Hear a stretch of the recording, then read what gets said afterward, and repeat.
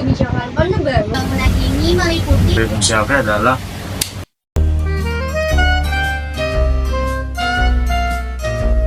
Assalamualaikum warahmatullahi wabarakatuh. Waalaikumsalam warahmatullahi wabarakatuh. Halo guys, Halo. selamat datang di podcast kami. Di sini saya Sasieli Nurhasana sebagai host 1. Dan saya Rangga dan Aresota sebagai host kedua. Oke, di podcast kali ini kita akan membahas tema yang sangat menarik, yaitu tentang ciri-ciri pokok kebijakan pada masa Orde Baru. Untuk membantu kita memahami lebih lanjut tentang topik ini, kita ditemani oleh dua orang narasumber. Yang pertama adalah Kak Disti, seorang siswa SMA yang sangat menyukai pelajaran sejarah Indonesia. Selamat datang Kak Disti. Boleh Kak? Halo, sebelumnya kenalkan nama saya Distiali Cahaya Permata. Sebelumnya terima kasih sudah diundang di podcast kali ini. Dan untuk narasumber kita yang kedua ada Kak Irgi yang nggak kalah gemar juga nih sama pelajaran sejarah. Nah, terima kasih ya Kak sudah mau bergabung dengan kami dan terima kasih juga sudah mau berbagi ilmu. Kak Irgi. Ya sama-sama, karena sebelumnya sebelum kita mulai acara ini, langkah baiknya saya kenalan dulu nih. Ya itu. Nama saya Irgi Sardis terus. Oke, kita langsung masuk aja ke topik utama kita.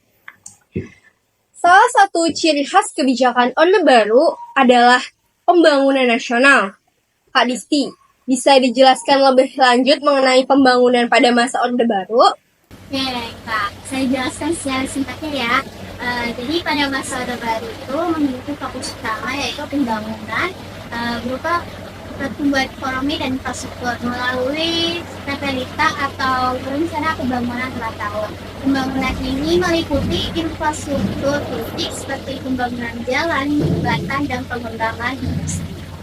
Presiden Soekarno juga menekankan stabilitas ekonomi sebagai rencana pembangunan. Dia menarik investasi asing dan memperkuat sektor pertanian melalui program swasembada pangan. Saya pikir kita semua ini sepakat ya bahwa pembangunan fisik pada zaman itu disebut dengan pangan. Nah, tapi selain itu juga ada kebijakan penting lainnya seperti penata PEMPAS dan Pancasila sebagai sungai. Bagaimana sih peran kebijakan itu pada masa politik kali petani ini? Penambahan PEMPAS atau pedoman penghayatan dan pengamalan Pancasila itu bertujuan menanamkan Pancasila sebagai salah satu ideologi yang sah. Pemerintahan juga mewajibkan kelompok politik dan organisasi massa untuk menerima Pancasila sebagai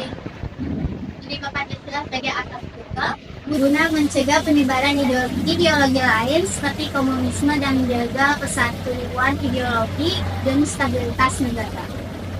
Wah, benar sekali ya. Dari penjelasannya Kak Indri, maaf ya teman-teman, tadi maksudnya dari pembahasan tadi itu cukup sangat bagus karena kita beralih ke Kak Indri. Kita tahu bahwa militer memegang peran penting pada masa Orde Baru melalui konsep dwi fungsi ABRI. Kak Indri, bisa dijelaskan lebih lanjut apa itu dwi fungsi ABRI dan bagaimana pengaruhnya pada masa itu? Tentu saja dong, saya jawab dan saya yaitu dari fungsi ABRI adalah di mana konsep militer selain bertugas menjalankan pertahanan, dia juga menjalankan persatuan dan sosial lainnya. Inilah bukti bahwa militer masih ada di dalam pemerintahan dan dipegang oleh perwira militer lainnya. Nah, apakah ada dampak langsung dari fungsi ini terhadap masyarakat kayak ini? Oh, tentu saja ada dampaknya Mbak. Dampaknya itu sangat besar. Namun di sisi lain, stabilitas kita, keamanan kita terjaga dengan baik. Namun di sisi lain, stabilitas kita mempunyai negatif, yaitu ruang gerak politik kita dikurangi ya. Ruang gerak seperti pembahasan gerak politik bagi masyarakat sipil. Namun di sisi lain, militer kita menjadi kuat dan ada juga lemahnya, yaitu otoritas sipil. Tidak bisa dibedakan antara otoritas sipil dan militer. Ini juga bisa memicu ketergantungan militer kita di era reformasi saat ini. Oke, jadi selain peran ABRI, ada satu lagi ciri khas kebijakan Orde Baru yang tak kalah penting, yaitu politik sentralisasi. Kaisti, bagaimana sentralisasi ini dijalankan? Dan apa aja sih dampaknya? Jadi pada masa Orde Baru, politik sentralisasi itu memberikan pemerintahan pusat terutama di Jakarta yang memiliki dari penuh atas kebijakan seluruh Indonesia dengan daerah terbatas.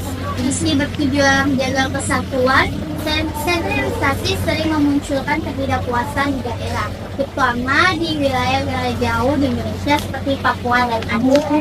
Jadi bisa dikatakan sentralisasi ini bisa menekan potensi konflik di daerah, tetapi juga menimbulkan seperti gerakan separatis. Benar bukan, guys? Ya benar, sentralisasi itu berhasil menjaga stabilitas dalam jangka pendek, tetapi dalam jangka panjang sering memunculkan ketidakpuasan hingga akhirnya menguat di era reformasi. Oke, dari semua kebijakan yang telah kita bahas, apa yang menurut Anda memiliki dampak paling besar hingga saat ini kalian? Menurut saya, Joy Bosyamin memiliki dampak yang sangat besar, yaitu hingga saat ini belum memiliki pengaruh yang cukup kuat, meskipun tidak sebesar dulu. Pembagian antara sipil dan militer masih membutuhkan penyelesaian. Namun di era reformasi ini sudah sangat bagus pengembangannya ke arah zaman saat ini. Nah, kalau buat pendapat Kak Isti bagaimana? Saya sepakat dengan Kak Rigi dan ingin menambahkan bahwa pembangunan ekonomi pada masa Orde Baru menggalakkan wanita infrastruktur penting. Namun ketimpangan akibat sentralisasi dan dominasi militer masih menjadi tantangan hingga kini. Wah, menarik sekali ya. Saya rasa pembahasan kita kali ini memberikan pandangan yang lebih mendalam tentang kebijakan pada masa Orde Baru dan dampaknya bagi Indonesia. Sebelumnya terima kasih ya kepada Kak Disti dan Kak Ildi atas waktu dan pemikirannya. Sama kasih sebenarnya selamat bagi nyaman dengannya.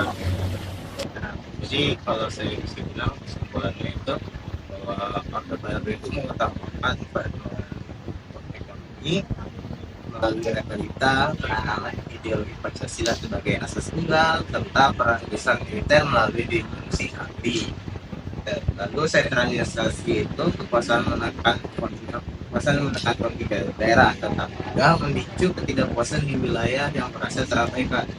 Barisan kebijakan ini masih berdampak hingga kini, baik dalam bentuk infrastruktur maupun tantangan politik dan pertahanan.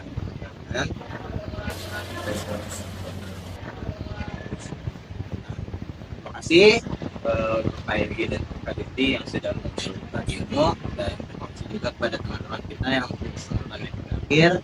Jangan lupa like, subscribe, dan share. Oke guys, dan juga komen. Saya Rangga dan Arya Kota sebagai host 2. Saya Cecilia Juliana Kasana sebagai host 1. Pamit undur diri. Wassalamualaikum warahmatullahi wabarakatuh. Dadah. Dadah. Face the end.